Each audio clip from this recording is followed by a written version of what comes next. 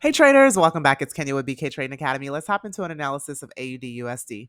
So currently I'm on a daily time frame. You can see that I have a trend line going to the upside. Reason being is because previously we were in a downtrend. We saw where price sort of ranged sideways before breaking below 65.80 and creating a new low. Then we saw the price rise, give us a high, and then gave us a higher low. We then pushed a little bit higher. You can see we had a slight double bottom here where that was a reversal pattern. We had an impulse or breakthrough of that resistance at 6,700.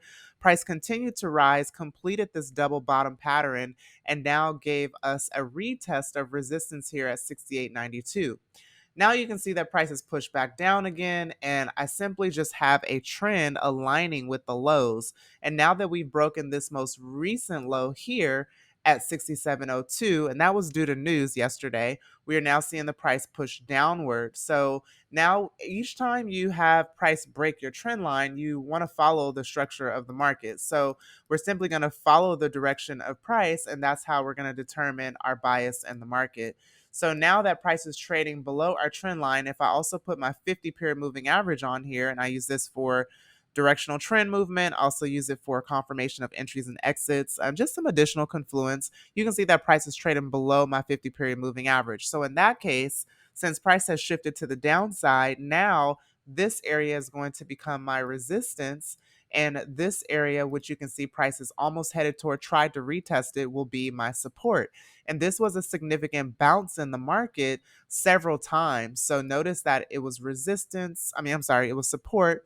And it was also previous support, formed a little bit of resistance there. It was support, and then it was also support. So that tells us that if we were shorting, for example, we would look left and say that, okay, we want to take profit before the market reaches this area, because this has shown where prices bounced multiple times in the past, and that's what sellers are going to be focused on.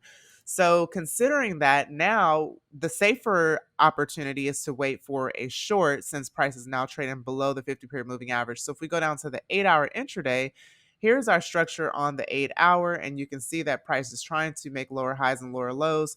So just kind of look here. We have a high after an uptrend. We then have a low. We have a lower high. We have a lower low. We have a lower high. We have a not quite a new low, right? We then got a high just a bit higher than that previous high. So that would have been a concern, because we would have wanted to see here, is price going to continue higher? But it actually pushed lower.